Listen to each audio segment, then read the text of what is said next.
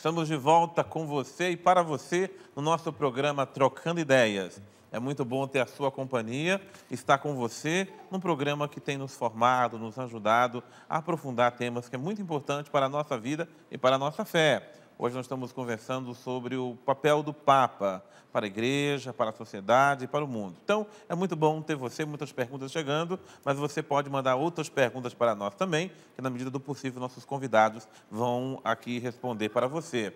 Pô, eu quero agora apresentar a plateia que está aí, porque está vindo de vários lugares, de norte a sul do nosso Brasil. Lá do norte, vamos começar quem é de Jaru e Rondônia. Rondônia presente conosco, Manaus, Amazonas, está ali Amazonas. Agora no Nordeste, Maceió, Alagoas, está ali Alagoana. Alfenas, Minas Gerais, alô Alfenas, esse casal lindo de Alfenas. Porto Guaíra, no Paraná, cadê o Paraná? Está lá atrás, casal lindo, muito obrigado a vocês. São Paulo, capital, cadê quem está ali atrás? Obrigado, amigo. Rio de Janeiro, cadê o Rio de Janeiro? Está lá atrás, que bom que você está aqui, filha. Ribeirão Preto, São Paulo, está ali Ribeirão Preto, que bom que você está aqui. E Sertãozinho, tá ali. Ribeirão Preto é pertinho de Sertãozinho, né? Coisa boa, muito bem. E Belo Horizonte, cadê o... Muito bem, meu filho, obrigado por ter vindo, tá? Alegria ter vocês aqui. E você, quando vier a Canção Nova é sua casa, as portas estão abertas 24 horas para você, venha participar dos nossos programas também. Além das missas que temos no Santuário do Pai das Misericórdias, que praticamente tem missa de manhã, ao meio-dia, à tarde, no final da tarde, temos diversos programas, o Amor Vencerá, o programa que o nosso Rodrigo apresenta de manhã cedo, Manhã Viva, Manhã Viva, não é? E aqui o Trocando Ideias, todas as sextas-feiras, estando aqui, você venha participar também conosco, tá certo? Bom, vamos lá para as perguntas que está chegando do nosso povo. Eu vou passar para a nossa querida Aline, você que manda. Padre, a próxima pergunta é para o Rodrigo. vamos lá. Foi feita pelo Roberto Teixeira, através do Facebook, e ele nos escreveu. Em recente missa celebrada pelo Papa na Casa Santa Marta, ele afirmou que a confissão não é um juízo, mas um encontro com Deus, uma reconciliação e não se deve pagar nada. Pergunto, os padres devem acolher e abraçar o pecador sem julgá-lo ou devem aplicar-lhe alguma penitência? Qual é o nome da pessoa que enviou a pergunta? Roberto Teixeira. Roberto, obrigado pela sua pergunta. Eu acompanhei essa semana essa homilia, até a gente comentou sobre essa homilia no programa Manhã Viva. Olha, realmente o Papa não é a primeira vez que ele fala da confissão e de perdoar pecados. Ele já falou outras vezes e o Papa usa expressões que chamam a atenção das pessoas. Por exemplo, ele já disse que Deus perdoa um caminhão de pecados. Ele fala que não é Deus que não perdoa, são as pessoas que se cansam de pedir perdão para Deus. Em relação à confissão, sobre a penitência, ele perguntou, e sobre o juízo, né? Isso, se os padres devem acolher o pecador sem julgá-lo ou aplicar-lhe Ok. alguma penitência. Os padres estão aqui para dizer melhor, porque afinal são eles que confessam. Mas, pelo que eu saiba, numa confissão, o padre não vai julgar o pecado de alguém. Ele vai acolher a pessoa chega ali, se diz arrependida, e o padre está ali para acolher, ouvir aquela pessoa e perdoar os pecados. Em relação à penitência, o Papa não falou nada de penitência na homilia. Ele ressaltou isso, porque as pessoas, às vezes, têm medo de se aproximar da confissão. Então, ele disse, olha, não precisa ter medo de se aproximar da confissão. A confissão é um encontro com Deus. E aí ele falou para os padres também, para os padres terem uma abertura para receber as pessoas, porque as pessoas, às vezes, chegam para uma confissão, elas veem o padre atarefado, elas não vou atrapalhar o padre, não vou pedir para me confessar, que o padre tem tanta tarefa na igreja, não vou interromper o trabalho do padre. Então, ele chamou a atenção um pouquinho dos padres e dos fiéis também, que têm medo de confessar, que sempre inventam uma desculpa. Então, dizendo, olha, gente, a confissão é esse momento de encontro com o Pai. Aqui na Canção Nova a gente tem o Santuário do Pai das Misericórdias. Quem não quer ser acolhido pelo Pai? Então, esse momento da confissão é propício para isso, né, Padre Xavier? É exatamente isso. E realmente não é que exista juízo. Inclusive, o próprio ritual do sacramento da penitência, que é a confissão, ele já prevê que, no início, né, ele já comece pela acolhida daquele que é o padre, né, que vai acolher a pessoa para depois, então, escutar os seus pecados e não tem juízo, claro, porque no final sempre é absolvido, né? Desde que exista o arrependimento na pessoa, ela vai ser absolvida, né? Tem mais algumas condições. E, por fim, a questão da penitência. A penitência não é uma espécie de punição pelo pecado que foi cometido, Castigo, pelo erro né, que foi. Não é isso, esse tipo de coisa. A penitência, ela tem o valor, assim, de uma espécie de satisfação. Quer dizer, às vezes uma compensação ou, às vezes, uma certa... reparação a um erro que aconteceu. E aí eu dou um exemplo muito simples, né? Tipo, alguém foi lá e roubou dinheiro de uma pessoa.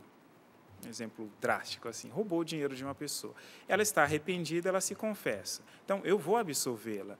No entanto, a pessoa que foi lesada, de quem ela roubou, está passando por necessidade porque aquele dinheiro não está lá. No caso, uma penitência bem assim educativa a ser aplicada é dizer, ok, então vá lá e ajude essa pessoa. Não vai ser um caso de expor o pecado dessa pessoa, mas de propor exatamente alguma atitude de caridade que possa reparar também o erro, uma vez que a absolvição, ela paga o pecado de quem errou, mas não retira a consequência do mundo, dos erros que foram cometidos. É por isso que tem a penitência, mas não é uma punição, não é um castigo, não é nada disso. E por isso nós, os padres, inclusive, somos bem instruídos a sermos bem razoáveis em relação a isso. E o Papa Francisco, na verdade, está nos incentivando, seja os fiéis, seja nós padres. Aliás, os primeiros que têm que procurar o sacramento da confissão somos nós padres, né? O próprio Papa Francisco se confessa todo mês, nós procuramos também se confessar. Quem que atende a confissão do Papa? Outro padre. Quem que atende a confissão do Padre Roger, do Padre Xavier? Outro padre. Eu atendo o Padre Xavier pode me atender. O importante é que todos nós precisamos desse remédio, né? A penitência aqui, o Padre Xavier lembrou bem, não é no sentido de castigo, mas de remédio, de purificação, de reconhecimento das nossas fragilidades humanas. Então eu vejo, e assim o Papa Francisco tem mostrado a nós, que o sacramento da confissão é uma bênção para a nossa vida. Limpa a nossa consciência, nos fortalece na vida espiritual, não é? E nos dá força para combater o pecado. Só está perdendo tempo quem não procura o sacramento da confissão. Ele é uma bênção, é uma graça imensa que Deus deixou à sua igreja para que assim nós possamos nos renovar sempre dos nossos pecados. Vamos para a próxima pergunta. Pergunta para o Padre Xavier, feita pelo Henrique Camargo de São Paulo. Ele pergunta, um cardeal ao ser indicado para ser Papa, ele pode recusar? E o contrário, se o cardeal manifestar seu interesse em se tornar Papa, isso pode acontecer? Olha, primeiro caso não é um cardeal indicado para ser Papa, ele precisa ser eleito, né? O colégio dos cardeais precisa votar nele. E para isso nós dissemos já, né? Existe uma certa norma, inclusive uma delas é que o próprio cardeal não pode votar em si mesmo dentro do conclave. Mas tudo bem, se ele for eleito, ele pode recusar sim. Como o Papa Bento XVI já renunciou ao papado, né? Ele pode renunciar de forma imediata, sendo eleito. Agora, se algum pode se indicar, né, pode manifestar o desejo de ser Papa, isso aí pode acontecer, mas só vai ser Papa realmente se ele for eleito. Tanto que a gente diz que o cardeal que entra no conclave como Papa termina saindo como cardeal mesmo, né, porque o Espírito Santo não é menino, né, como dizem lá no Nordeste, né, e uma das coisas que se leva muito em consideração, isso partilha de todos os cardeais, é isso, né? Se escolhe a pessoa mais adequada e não o mais popular, o mais isso, o mais aquilo, mas aquele que realmente eles sentem que o Espírito está impulsionando para que seja realmente o indicado, né? Muito bem, a próxima pergunta. A próxima é para o senhor, padre, de um jovem que não quer ser identificado. Ele diz, sinto que a igreja ainda tem uma certa fragilidade em falar sobre a homossexualidade. Entretanto, com a chegada do Papa Francisco, a acolhida desse assunto vem crescendo e sinto que há uma renovação para a igreja. Isso é fato? Bom, o fato é aquilo que Jesus fez e a igreja, como esposa do Senhor, também o faz.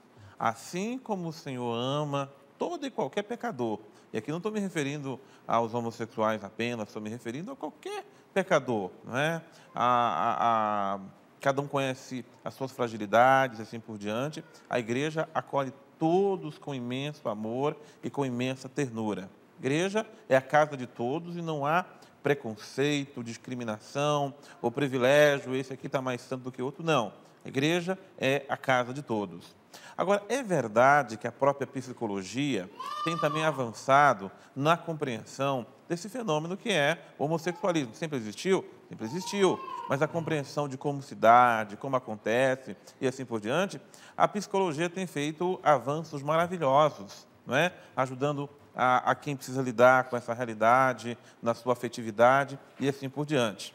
A própria sociedade, durante muito tempo, sempre tratou também com preconceitos, com piadas, de uma forma assim desinformada sobre o assunto, lidar com essa realidade do homossexualismo. A igreja, ela não é mestra em psicologia, psiquiatria ou outras áreas da formação humana, mas a igreja acolhe com muito amor aquilo que a ciência traz para nos ajudar a viver também a fé. Então, a igreja, seja no passado, seja no tempo presente, ela nunca teve preconceito contra as pessoas homossexuais. Agora, ela pode ter tido, talvez, dificuldade de entender o fenômeno, dificuldade de entender como se lidar com essa situação. E, nos tempos presentes, com toda certeza, o Papa Francisco tem ajudado a fazer essa reflexão para nos ajudar a compreender que dentro da igreja, o homossexual, o casal separado, outras realidades que muitas vezes não é bem compreendida, tem o seu lugar na igreja, tem o seu lugar na casa de Deus. Só é importante frisar uma coisa: a doutrina da igreja a respeito da sua moral, da castidade, da pureza, do matrimônio, essa doutrina não vai mudar. Às vezes as pessoas nutrem assim, não, agora o Papa Francisco diz que pode tudo. Não, não é disso que a igreja está falando.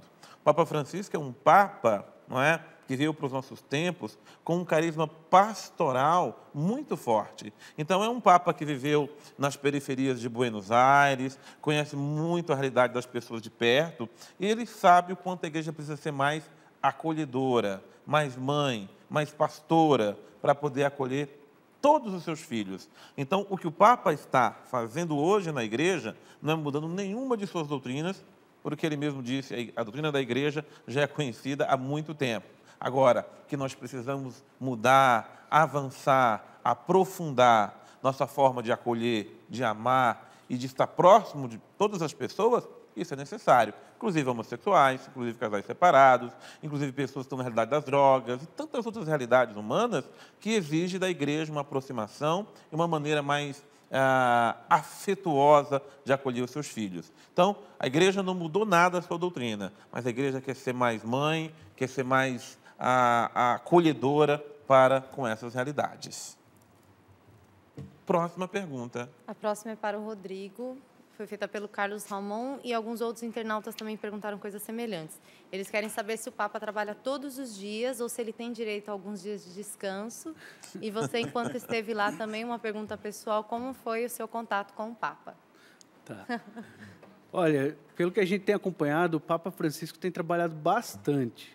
Eu até gostaria de saber os momentos que ele descansa, porque domingo ele tem o Ângelus e acaba tendo outros compromissos. Durante a semana ele recebe líderes de governo, tem tantos encontros ao longo do dia, tem as missas que ele celebra diariamente na Casa Santa Marta. Ele tem muitos compromissos, fica difícil saber o momento que ele descansa. Eu acho que ele tem até sido aconselhado a descansar um pouco mais, mas ele não tem seguido muito essa orientação em relação ao descanso. Eu lembro uma vez que ia ter um concerto no Vaticano e a presença dele estava confirmada, mas ele disse que ele não podia ir, ele não foi, que era um compromisso, né? Mas ele falou, olha, eu não posso porque eu tenho muito compromisso, ele estava preparando não sei se era um consistório, um discurso importante que ele ia fazer. Ele falou, olha, eu não vou para esse concerto. E era um compromisso, mas por conta de um outro compromisso. Agora, por questão de descansar, eu não vi algum momento. Certamente ele deve ter os momentos de descanso dele. E ele tira aquelas férias anual que o Papa tem ali. Mas mesmo assim, as férias ele não tem viajado também. As últimas ele ficou em Roma mesmo, ali no Vaticano. Então, não sei se ele descansou. Ele não realizava as catequeses, mas eu acredito que ele continuou trabalhando ali, tendo alguns encontros, conversando com cardeais. ele não está descansando muito, não. É que, na verdade, nesse sentido aí, eu estou vendo a mãe aqui, né? Quando a mãe está ali com a criança, tal. É a mesma coisa. Não dá para mãe e pai tirar férias, né? Senão eu vou ficar um mês de férias, vou deixar de ser pai por um mês.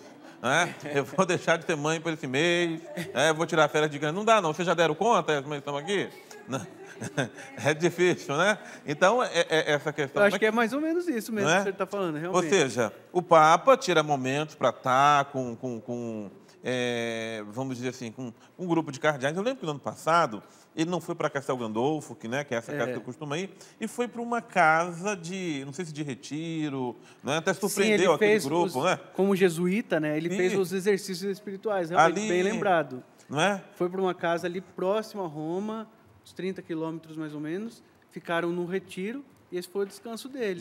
Ele participou do retiro. Surpreendendo a todos, porque ele sentou ao lado de todo mundo, né, Rodrigo? Sentou ali, acompanhou as pregações, viveu os momentos de oração. Bem lembrado, padre. Isso mesmo. É a forma que o Papa encontrou para descansar espiritualmente, cuidando também do seu espírito. Agora, a outra pergunta para o Rodrigo se eu tive a oportunidade de estar pessoalmente. Como foi isso? Tá, eu tive a oportunidade, com o João Paulo II, de estar várias vezes, na verdade.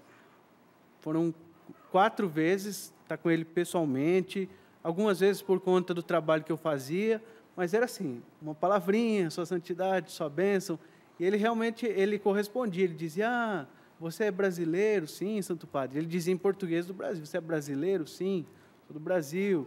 Outras vezes ele dizia, você é da canção nova? Eu, sim, Santo Padre, sou canção nova.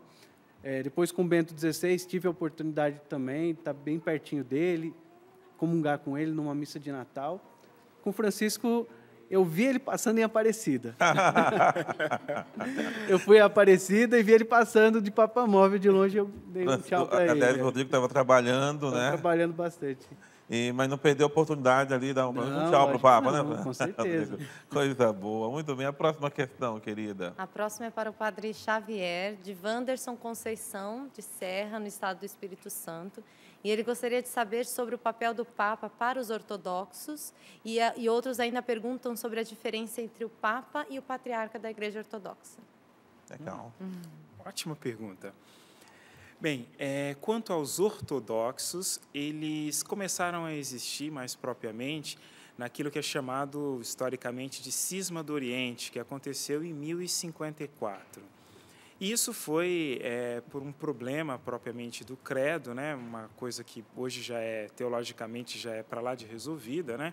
Mas gerou uma divisão e aí surge propriamente a Igreja Ortodoxa, mais assim de língua grega. E ali então surge o Patriarcado Ortodoxo, onde o patriarca está à frente da Igreja Ortodoxa, assim como o Papa está na frente da Igreja Católica. Por isso, o Papa ele não tem autoridade sobre a Igreja Ortodoxa. Eles são cristãos também, praticamente nós temos as coisas similares, né? Mas o Papa não tem autoridade sobre a Igreja Ortodoxa, somente sobre a Igreja Católica, e lá o patriarca que desempenha esse papel de papado. Nós tivemos, historicamente, muitos problemas depois dessa divisão, exatamente por disputas de autoridade, essas coisas assim que, graças a Deus, com o passar dos anos, foram sendo superadas, né? E hoje nós vivemos um tempo bem tranquilo, iniciado, inclusive, pelo Papa Paulo VI, que encontrou o patriarca ortodoxo lá em Jerusalém, né? O local está até... Tem um sofá que eles se encontraram, o local... Fotos ali, né? Lembrando aquele Eu já estive lá várias vezes, né? Na Nunciatura Apostólica. O local onde o Papa Paulo VI encontrou pela primeira vez, depois desse cisma, né? Um patriarca ortodoxo. E de lá para cá, né? Nesses últimos 50 anos aí, tem crescido bastante o diálogo. Agora, é importante lembrar que a Igreja Ortodoxa ela não é uma igreja colocada como adversária ou como confronto em relação à Igreja Católica. Não é isso. Tanto que nós, os católicos, né, num local onde não tenha Igreja Católica, estamos plenamente autorizados, inclusive, a receber os sacramentos na Igreja Ortodoxa, porque não tem problema nenhum quanto a isso, né? Agora, em questão de estrutura, nós temos algumas diferenças, né? Esse é o papel do patriarca e essa interferência que o Papa tem em relação à Igreja Ortodoxa, no máximo de diálogo, como o Papa Francisco tem feito nos últimos tempos. E tem procurado aproximar mais a Igreja, né, dos ortodoxos. Mas, Padre Xavier, Já ainda complementando esse mesmo assunto, porque há um diálogo, nesse caso, muito ecumênico com a Igreja Ortodoxa. Agora, o diálogo interreligioso nos chama atenção. O Papa esteve há poucos dias no Sri Lanka, né? Depois foi a Filipinas. Bom, Filipinas é um país de maioria católica, o caso do Sri Lanka, não. Outras religiões estão ali presentes, o budismo, o hinduísmo. A gente viu que eles tiveram uma acolhida muito bonita ao Papa e o Papa também a eles. Né? Chegou, inclusive, a vestir uma das vestes lá, das religiões ali local e assim por diante, colocar sobre si. Mostra também essa facilidade, mas essa capacidade que o Papa tem também de interagir com outras religiões. Eu posso dizer assim que o Papa Francisco é um fruto amadurecido desse novo tempo da Igreja, né? Onde se percebeu que o diálogo deve vir acima de tudo, né? Por isso, o Papa Francisco ele fala uma outra língua, né? Ele não começa exatamente pela linguagem das diferenças ou às vezes de considerações teológicas dessas coisas. Não, ele começa pelaquela que é a linguagem comum, aquela linguagem comum trazida por Jesus, que é realmente a linguagem do amor, né?